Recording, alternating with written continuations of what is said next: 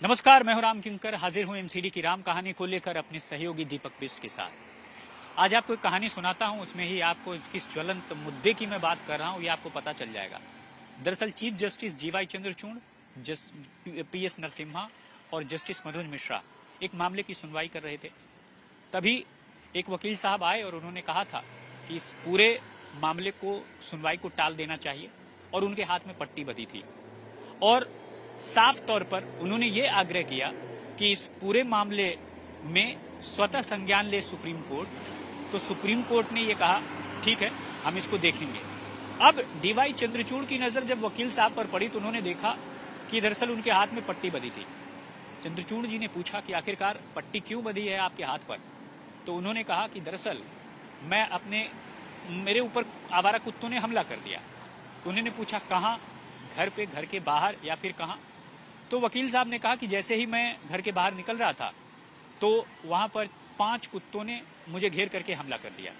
और इसी बात की उन्होंने कहा कि भाई इस पर स्वतः संज्ञान लेना चाहिए, सुओ मोटो लेना चाहिए सुप्रीम कोर्ट को।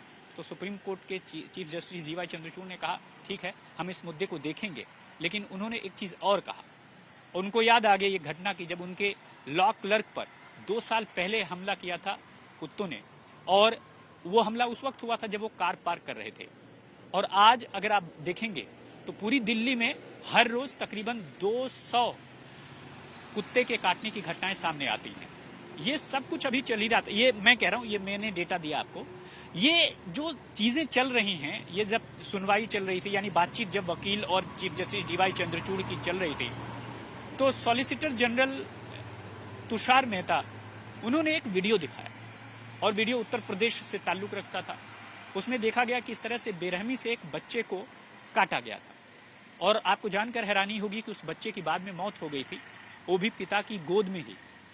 तो उन्होंने इस बात पर काफी ज्यादा जोर दिया कि जब भी कुत्ता कोई काटता है तो अमूमन लोग उसे बहुत हल्के में लेते हैं, यानी ज्यादा गंभीरता से नहीं लेते। और जब किसी इंसान में रेबीज का लक्षण उभर जाता है तब तो डॉक्टर्स भी हाथ खड़े कर देते हैं। और उसी वीडियो के हवाले से उन्होंने साफ तौर पर कहा कि कुछ ऐसा ही मसला देखिए उत्तर प्रदेश में भी हुआ और इस तरह से बच्चे की मौत हो गई, वो भी पिता की गोद में ही।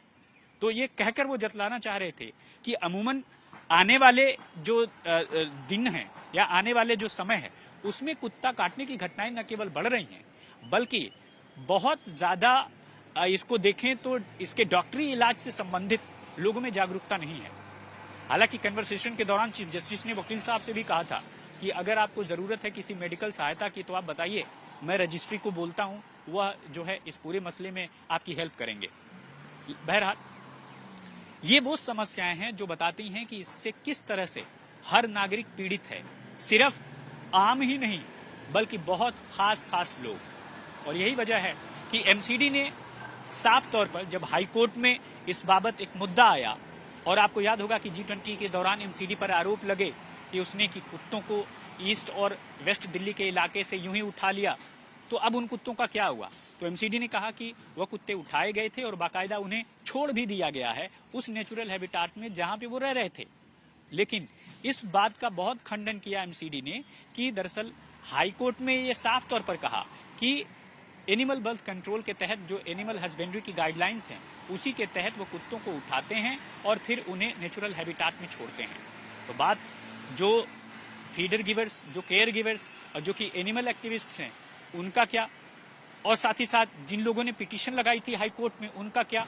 तो उनके सामने एमसीडी ने यही कहा कि दरअसल इस पूरे मसले को ज्यादा बढ़ा चढ़ाकर एग्जेगरेट किया गया है और एमसीडी एक जिम्मेदार संस्थान है, कभी भी इस तरह का कोई एक्ट नहीं करती जो कि कानून सम्मत न हो। तो साफ है कि कुत्ता काटने की घटनाएं लगातार बढ़ रही हैं, जरूरत है उनको रोकने की, जरूरत है उनके पॉपुलेशन को कम करने की। लेकिन आपको अभी तक मुझे तो कम से कम कंफर्म ये नहीं है कि आखिरकार दिल्ली में कितने कुत्ते हैं, और इसलिए कंफर्म नहीं है क्योंकि आधिकारिक तौर पर एमसीडी ने भी नहीं बताया है कि आज जब मैं बात कर रहा हूं आपसे 2023 में, तब कुत्तों की एक्चुअल नंबर क्या है, क्योंकि पॉपुलेशन बढ़ी है दिल्ली की, तो जाहिर सी बात है कि जो कुत्ते हैं उनकी भी पॉपुलेशन बढ़ी होगी। लेकिन अगर तय समय पर स्टरलाइजेशन हो रहा है तो कुत्तों की पॉपुलेशन कैसे बढ़ रही है, कोई लैकुना या गैप कहां पर आ रहा है? ये बहुत सारे सवाल हैं जिसका जवाब कम से कम दिल्ली नगर निगम को देना ही चाहिए। बहरहाल इस वीडियो में इतना ही। धन्यवाद।